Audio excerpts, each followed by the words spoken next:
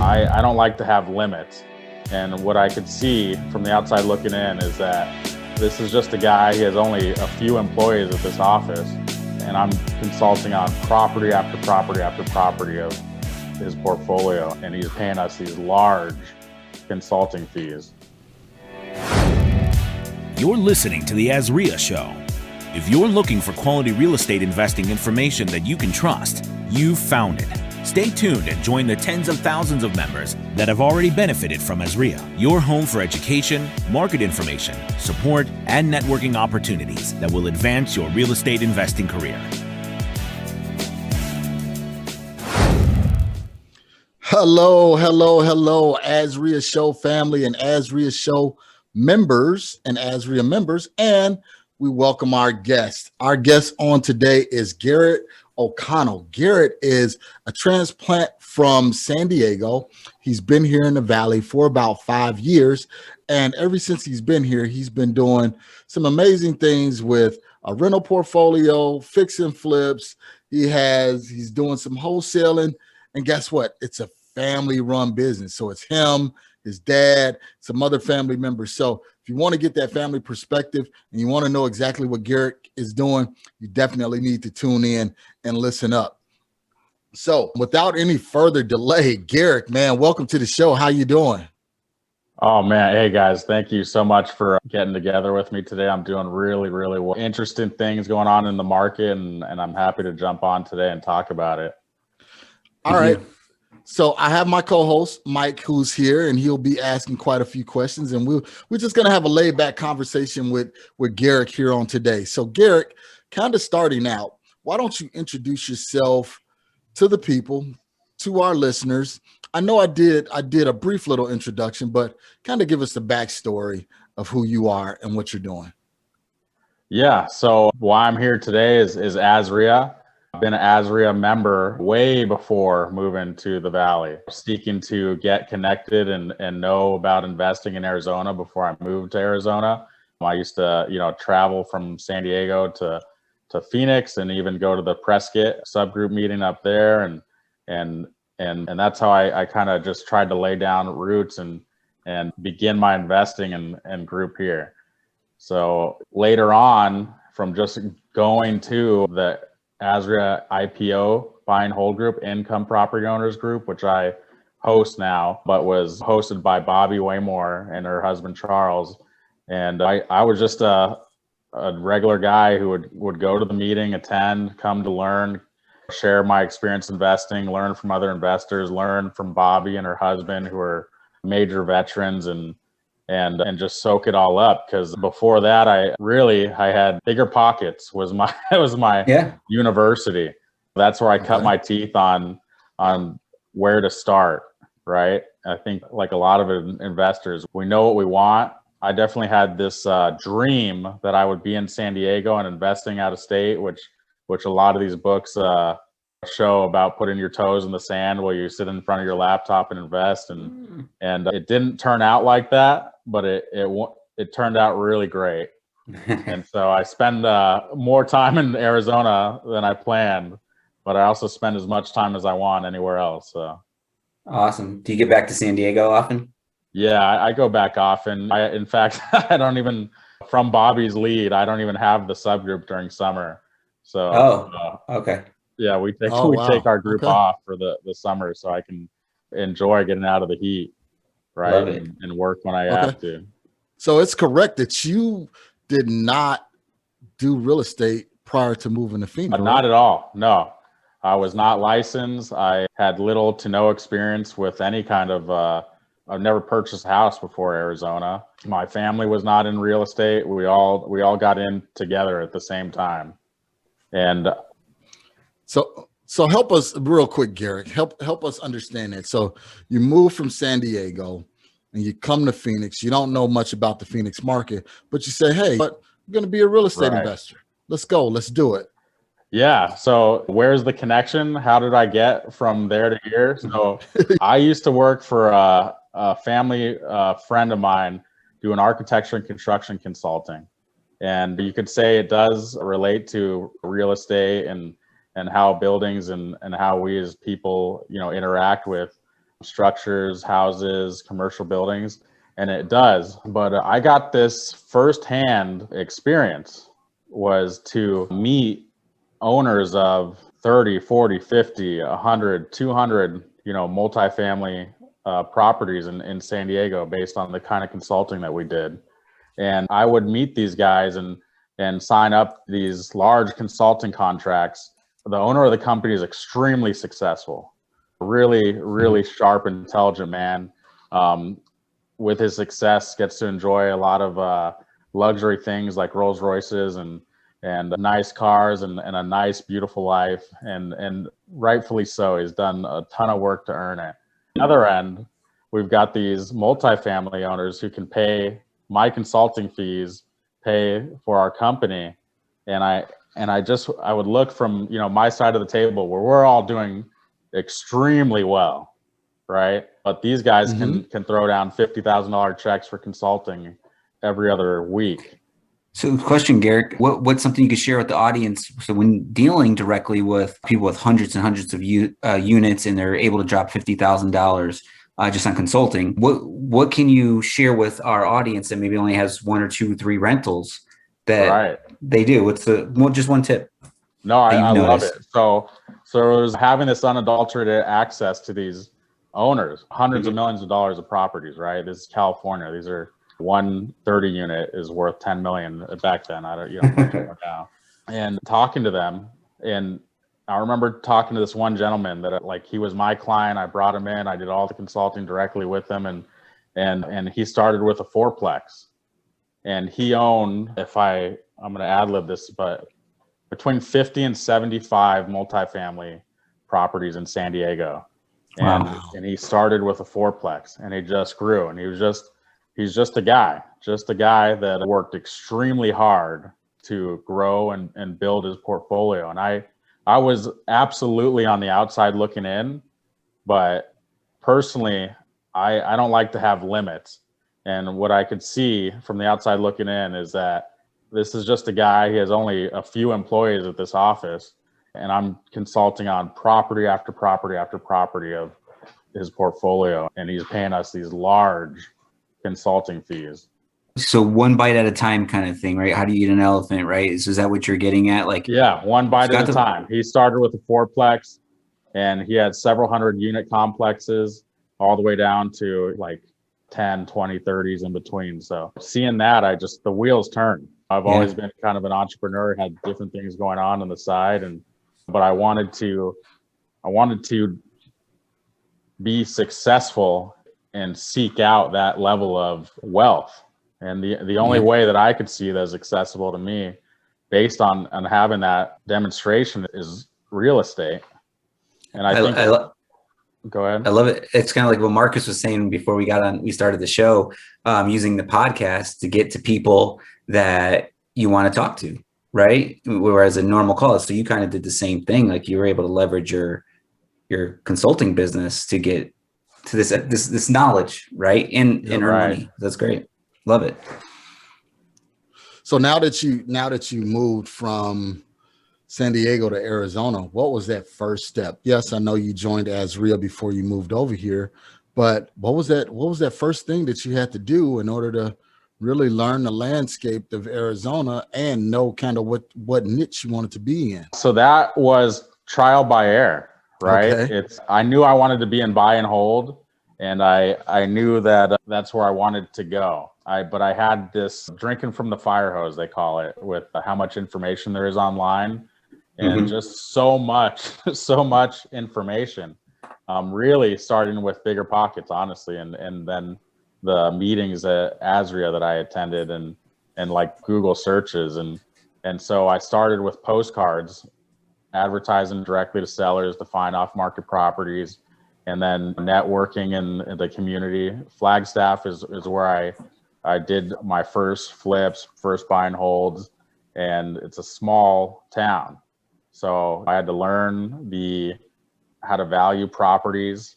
Then I did have some experience on construction coming from that architecture construction consulting business, but I never actually flipped a house. Right. What led you up to Flagstaff? Because thinking You know, if I'm going to a new state, looking at the more healthier markets, not saying Flagstaff Right. isn't, it's just smaller, like you said. Totally. Yeah. So why'd you take that turn up north and that's where you Uh, did your first deal, right? Yeah, honestly, it's my dad had bought a house up there to retire in, and I Okay. could live in a bedroom and have a desk in the corner and manage my costs until I could get this off the ground, because I burnt the ships. I had their help, and we're doing this business together, but it was lean. We had to start running, which is, it's not easy, right? Yep. So you didn't have that perfect business plan with all the boxes checked and everything was just perfect and ready to go. You just kind of. So I did actually. I had a really I had a really pretty business plan. A lot of plans set out, but they're all based off speculation. All based off of, if I do this, it should that, right? Okay. And what I found out is I've grown up in large cities where I've been able to, you can really leverage localized businesses and networks. And I just planted myself in a small town, and I didn't know how it operated. And it was very, very different. There were a lot of challenges that I had no clue I was going to come against in a small town, which is luckily coming into Arizona when we're still seeing distressed properties available. But if you ask the locals, they're overpriced. It's always overpriced as time goes, right? But we do deals anyways. And the biggest problem I had up there was there's not a lot of labor force, and the contractors charge a huge premium because there's a build season. I'm coming from sunny San Diego, where when the heat rises in the summer, we all hide inside for like an evening. And I come here and there's monsoons, there's snow, there's all kinds of weather that stops construction. And in a small town, they just take winter off because there's not a lot of business for these major contractors to serve. So they just take it off. And so there was a lot of challenges that I came against, unbeknownst to me. So really, how did I end up in Flagstaff? It was a free room to stay in while I grew the business. Gotcha. So tell us, Garrick, tell us about that first deal, moving from San Diego to Arizona. Tell us about that first deal, because I know you had to learn the landscape of the land pretty quick. So kind of walk us through that. How did you find it? What was the numbers? Kind of let's dig into that real quick. Yeah, so I'll kind of wrap into two deals, because here I am in a new town. I'm doing direct mail marketing because that's what I'd learned from the internet. And I don't know, fully what I'm like, how to really target that marketing, right? Yep. I'm just sending it out to areas I think I want to be in. And the first one finds a woman who owns a manufactured home on her own land, or on her own land. And she wants to sell it. And that was, I learned a lot on that first deal, and I didn't even get to do the deal. I lost it. Money on it, just a little bit, but we had contacted her. I'd talked her through it. I'd put her under contract. I'd brought it all the way to title and escrow to find out that there was an encumbrance on the property. She'd taken a down payment assistance program, and they actually had first right of refusal. Oh, wow. So I had done all this work, and me being so green, I took it a lot farther than where I should have started the title work. And I had already given her things I'd learned online. So you got to be careful. You got to vet. You got to understand the whole process before you try to jump to the end. So we had negotiated a deal. The numbers worked. Mind you, I'd never planned to buy a manufactured home in my life. I didn't know much about it. There's not a ton of them in California where I grew up. They're more prevalent here. I now know them, love them. Flip them, send me all your mobile homes with own land. Let's talk. Let's do it. Yeah, they're great. That time I didn't know a lot about it. We got to that, and she had a lot of problems, and I was there to solve them, and it was going well. And one of those problems, it turned out, to get the deal done and get it across the line, is she didn't have enough cash to move all of her belongings out of there to other home. So I, outside of escrow, given her $1,000 to do that. And then finally we went in to find out that this down payment assistance program, highly localized, a lot different than it is in the cities, had first right of refusal, and they took it. I negotiated such a good deal. They took that house right back. Oh, wow. Wow. So that was the first learning deal. Yeah, so you lost your deal, plus you lost your $1,000. But hey, Right. you learn from it. To do the preliminary title search before you start coughing up money, right, Garrick? Absolutely. Yeah. I'll tell you, Or I've not made that mistake ever again. And just to go back on losing that $1,000, I don't like to lose money. No one does. right. Right. And was it Warren Buffett has 2 rules to investing. Rule number 1, don't lose money. Rule number 2, don't lose money. Yep. Yeah. And so it hurt my ego a bit. Did she know about it? Did she not? She owned it for quite a while. I know that a lot of people, when they take those kind of assistants or any kind of thing like that, they don't really know what those details are. Yep. 10 years down the road, she doesn't know what first right of refusal on sale means in there. So I let her keep the money because she did what she said she would. And Yep. that's move all of her belongings out of there to Phoenix. And so what am I going to do? She held up her end of the bargain. I learned a very expensive lesson, paid for someone's expenses, Yeah. and charge it to the game. I'll never make that mistake again. Great story. Yeah. So before we go into your next story, which hopefully is a success, Garrick, let's take a brief break, hear a word from our sponsors, and when we come back, we'll talk about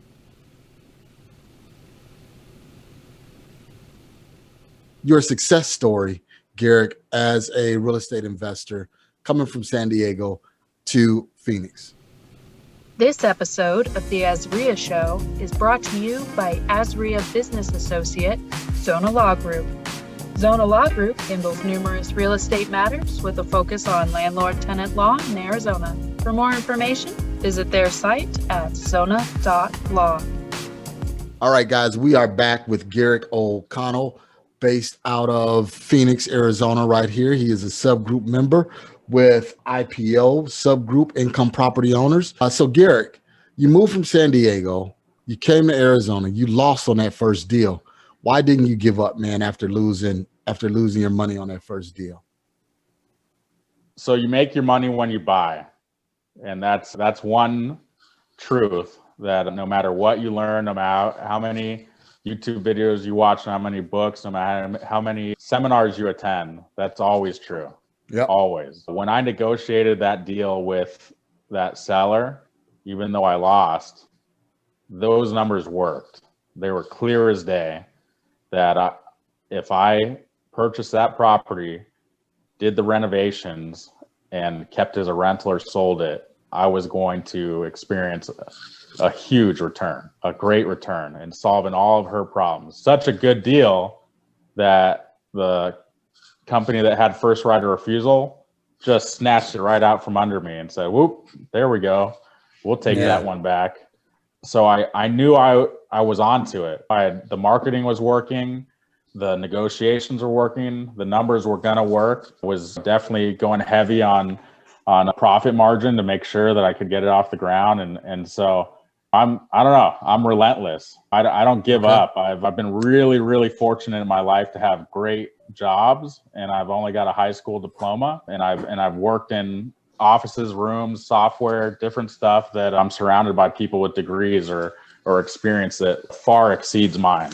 And I hope and I think that's because I just don't give up. So tell us about, so you went through that trial and error. Basically what I tell people is God, the universe, whatever you want to call it, is testing you to see if this is really something that you want to do. Because some people, once they lose that money, they lose that first deal. It's like, oh, well, but okay, maybe this isn't for me. So when you got to deal number 2, what happened? Tell us about that deal. Yeah. So this is it's a better story. It's a success. And that deal is, again, I've got this direct mail marketing, these postcards and letters going out. And I'm new. I'm so green. I'm just firing these off on certain areas and zip codes. And here we go again. I get a response, and this guy owns a manufactured home on its own land. And mind you, I never, ever intended to buy a manufactured home.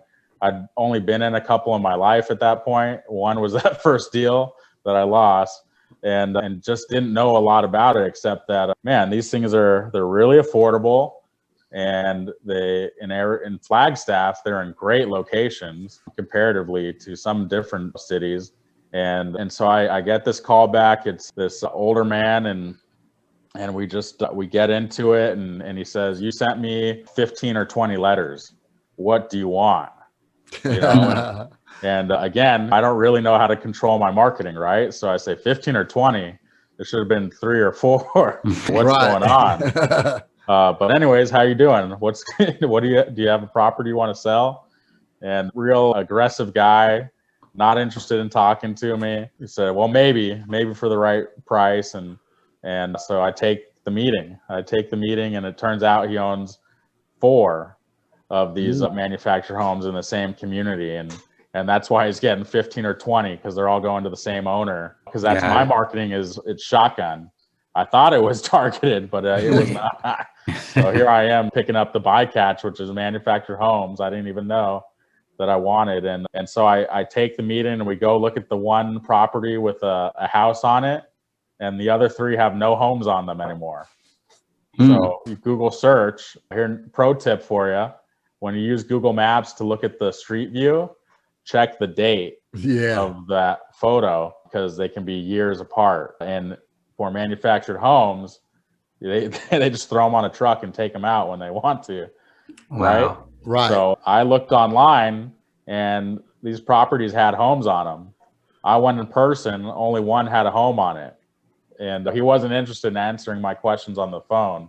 So I'm doing all the work I can do before I meet him. To tell you I was shocked was an understatement, man, because I showed up and I said, "Well, sir, he's had houses on Google Street View. What do you want to do?" Right. So, where's the houses? So where's the first property was a mobile or a single family? They're all manufactured homes. So now you're looking at, but now you're there. Now I'm looking at one manufactured home and 3 vacants. And 3 vacant manufactured. Got it. These are all owned land. It's a really interesting, cool community. They all have 2-car garages on them. It's a lot closer to looking like a townhouse community, right? Got it. Than your normal kind of like single wide community. So really neat community. And so so it's a small town. My marketing's working, but it's not like I'm getting 30, 40, 50 calls from sellers that want to sell their property. So I'm working everything that's in front of me as hard as I possibly can, because at this point I'm out there hustling. So I got to get deals done to make the business work. And I brought it back, and I figured it all out, and I went the distance on it. So we negotiated a deal. This guy, turns out, he built the entire subdivision. It was his construction. The street names were his last name, his kids' names. And these were the last 4 that he still owned. And he'd been renting them out. And as people who owned the homes and leased the lots from him took off, he just didn't fill it again. And the rest of the community, except for he's the last one since he built it, were owned. So they either owner occupied, or someone owned it and leased them out or rented them out, except for his. So we were able to come to terms and make a deal, and I had to learn how to sell or how to work with manufactured homes, what it took to fill a lot, all of that. He started really, really high. I mean, astronomical. The guy's well versed in real estate, right? He built an entire subdivision from the ground up and converted it from lease lots all the way to selling the lots individually. And these are the last ones he held. And he did well. We did great. And it was a win-win situation. Did you purchase all? So there are 4 separate parcels. Yeah. Did you put your own mobiles on each lot? What did you do? Yeah. So we took down all 4. We took down all 4. We still own 3. But so to do that, I didn't really know where to start, right? I'd been in 3 or 4 mobile homes in my life. And so I had to go find out what they cost, how you purchase them, what it takes to place them, what it takes to sell them. And so I went far. I got a manufactured home dealer's license in the state of Arizona, because I wanted to buy them direct, because we're going to buy 3 at one time. So I wanted to get the best deal I possibly could. And here I am. I'm green, man. I'm just doing everything I can to get to the end. And so I get this license, actually an open book test. So it's not a difficult license to get. You pay for it, you take this test, here in Phoenix it's all done in Phoenix, even though I'm up in Flagstaff. So I had to drive down here to do it. I get this license. I start touring manufactured home lots, seeing the different brand names, and I decide I like Cavco's for what I want to do. And they have 2 manufacturers here in Arizona. And so I call over there. They're not really taking my calls, but I just don't like to be ignored when I can show up. So I start showing up at the manufacturing plant. Oh, okay, the manufacturer. Yeah, and I was saying, hey, how you doing? I'd like to buy 3 manufactured homes. And the lady's like, okay, well, that's not how that works. And then they bring someone else out, and he says, okay, well, I don't know what to do with you. Then they bring someone else out because they supply the dealers. That legally, I'm a dealer. Right, right. I've got the paper. And it turns out I've got to buy X amount of manufactured homes a year and have a physical location to display them, to buy from Cavco. That I wanted Cavco's. They have superior construction. They have really nice styling, interior, exterior. There's quite a few brands out there, but this is a nice community. These manufactured homes sell for quite a bit. Back then, 200,000 plus, and then now they're creeping up to 300s. So I want the best for what I'm going to do, because it'll have the best style presentation that all matters. And the cool thing about manufactured homes is you just pick it out like a car and it gets delivered. So you might as well get the nicest one you can if you're going to buy it from the source. So they denied me. They wouldn't sell them to me, and couldn't take no for an answer. So I just kept calling them to see what I had to do. I was trying to figure out, okay, do I lease a lot and buy 20 homes, sell 17? Right. I just kept calling the guy. I just kept picking up the phone, and he said, Garrick, I'm going to connect you with a dealer I know, and he's a deal maker. He's up there in Flagstaff. Go talk to him and just go from there. And I connected with him, and he was really generous. I mean, he did a really slight markup on retail, and I was able to take a few of his slots. Because the other part about buying direct is if you're a dealer, you get, say, 30 or 40 slots a year. So you're going to get 5 homes in January, 5 homes in March, something like that, right? To continue to have inventory to sell and show. And so he let me take some of his, which helps his volume coming out of distressed properties and real estate. So it did help him. And he helped me a lot, right? Because I just knew I wanted to buy a Cavco, and I was a dealer, and I took that open book test, and I was going to make it happen. I didn't even know what it took to get it delivered and installed or anything. Well, the main thing, Garrick, is, and this is what all successful entrepreneurs have to have, I would say anybody, entrepreneur or not, is that you have to have that determination. You have to have that willpower to say, no matter what, this is what I want to do, and whatever roadblock comes in my way, I'm going to figure out how to get over that roadblock.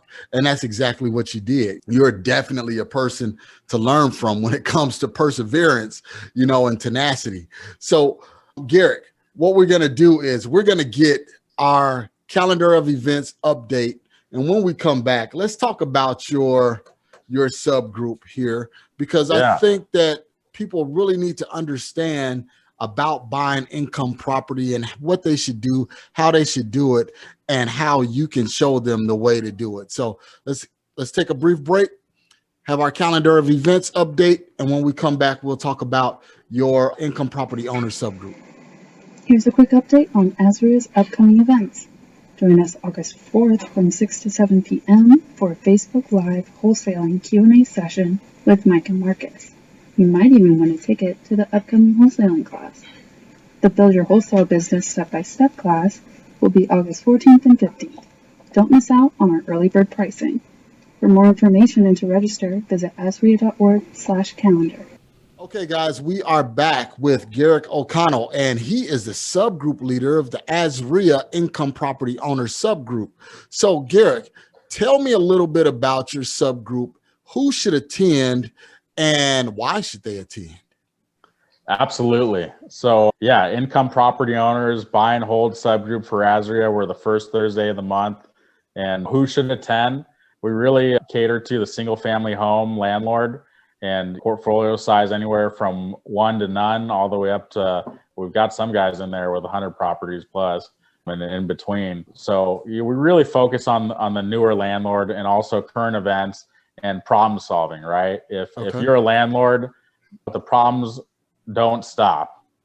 But if you run your business a certain way, you can mitigate your risk. You can make sure that you're not out there fixing toilets at midnight. So I would tell you that any new landlord, someone who wants to get into landlording, should come. We really do have a great group of regular attendees and myself.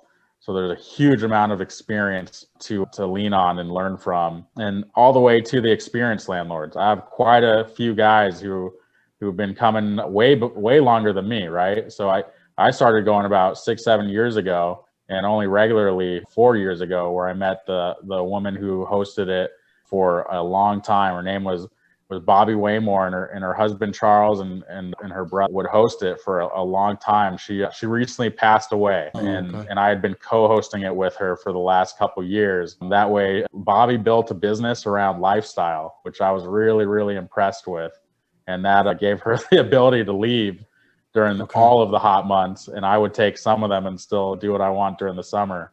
So new landlords, experienced landlords come, learn, we can network and teach each other too. So Garrick, what are some of the things that you guys teach? So if Mike was to come to your subgroup and he sits down and he's coming from, let's just say LA, what are some of the things that he would learn about being a landlord if he was green? Learning, absolutely nothing. Yeah. So my background is acquiring the properties direct from seller, renovating them to use as rentals, right? So there's a lot to that, going all the way from the stage of acquisition off market to renovating a property for rental use, not for reselling at market value, not for living in, and then managing that as a single landlord. So I teach property management as an owner, right? I'm not like any kind of certified teacher or this or that, but I do manage all of our properties from my cell phone. It doesn't matter where I am in the world. I can, do that, manage that. And that's a lot different than taking a property down and then handing over to a property manager. And you're not going to learn much from that, except that the bills keep coming. You don't know what's going on. You don't know where, what, who, how. And at the end of the year, you probably didn't make as much as you thought you did. Yeah. It's that margin of the 8 to 10%, sometimes upwards from there, that really eats up cash flow. So what do I teach? I teach everything from not leaning too hard on the acquisitions, because everyone's got their own strategy. But we explore different strategies of long-term rentals, and we have speakers that come in and share on different alternatives like short-term rentals, always hot with Airbnbs, VRBO, etc. But really focus on, how do I take down a property and make sure the numbers work? How do I own and manage that property and make sure I cash flow? Because that's the real reason we're in this business, right? Yeah. We're looking to cash flow on investments and receive all the benefits that come after that, appreciation and all that. From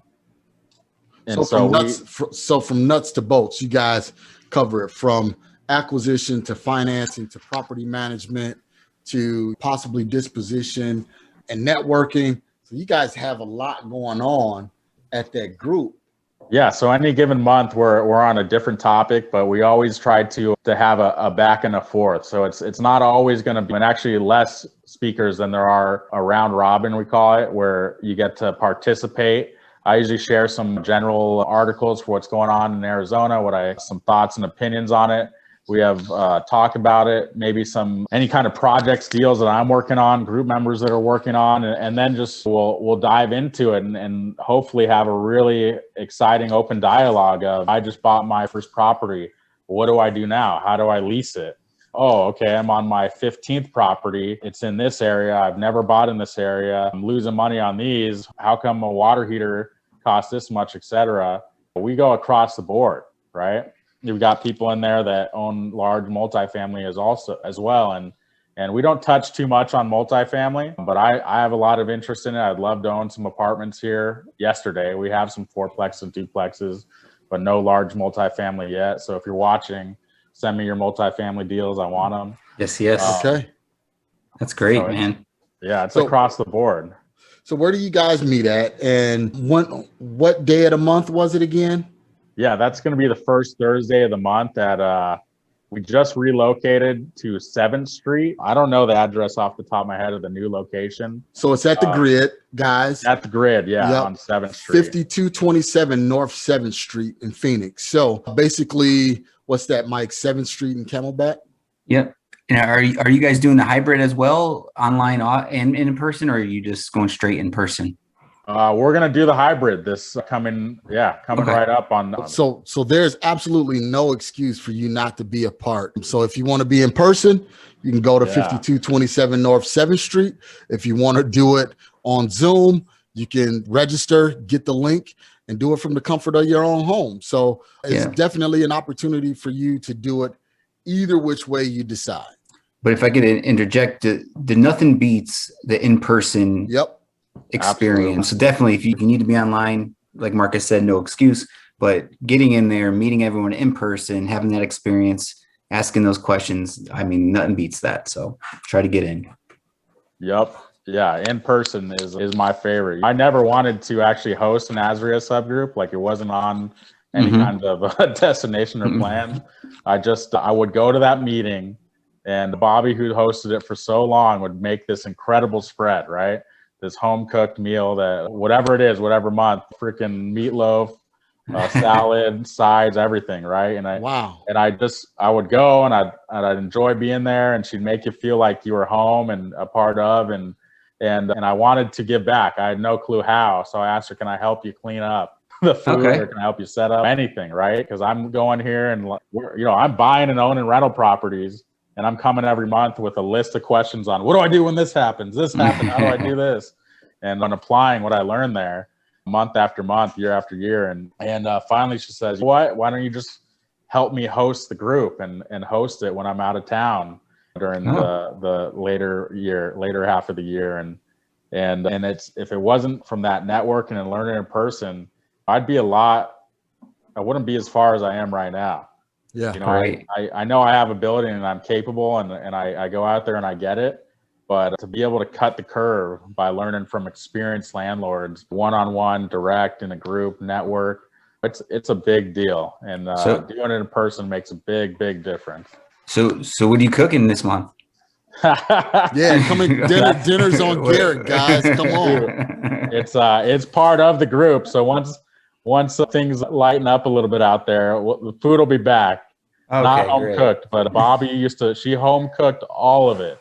That's great. Roasted chicken, ribs, whatever, month after month. So I've got big shoes to fill. So you can come and get all of your education that you want about being an income property owner, plus get fed, plus network, learn about financing. Guys, it's a no-brainer. So let's be in person, first Thursday of the month at the grid, 5227 North 7th Street. Man, I know Garrett would love to have you in the group. Yes. Yeah, love to see anyone and everyone there. Really love doing it in person.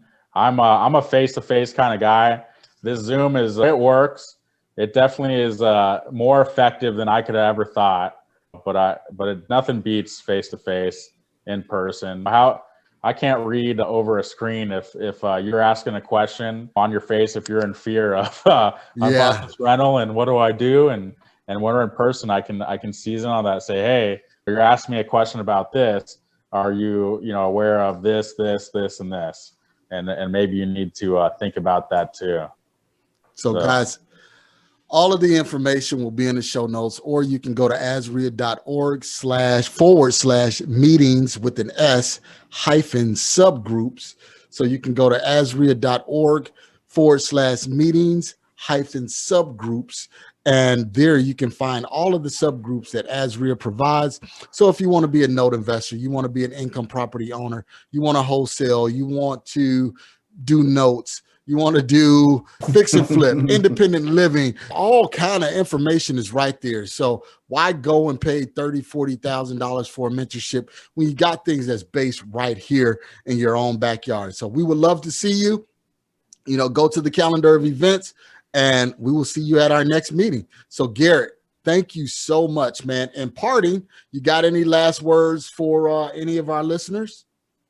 Yeah, it's take the action, be teachable, get out there. I spent a lot of time reading forums, websites, going to these meetings, and nothing beats out taking action. So take your first action, show up to the meeting, be a part of a real organization, not just a login on a forum, and get out there and be a part of, and look forward to meeting anyone that wants to come to the meeting in person, anyone that wants to reach out on my social media or email me. But you got me every first Thursday of the month. If you want to come out, drill me with questions, tell me your hopes, dreams, what you've done, what you haven't done. So that's as good as it gets. And we'll make sure we have all of Garrick's contact information in the show notes. So blow him up, man, on Facebook, on Twitter, on Instagram. You'll have his email address. So if you're really serious, honestly, if you're really serious, you're connected with the right people right here. So no excuses. Let's get to work, people. Let's continue to invest the right way in Arizona. Thanks for listening to the Azreia Show with your hosts, Marcus Maloney and Mike Delpreet. We hope you enjoyed this episode. If you found this information valuable, head over to azreia.org and learn more about our community.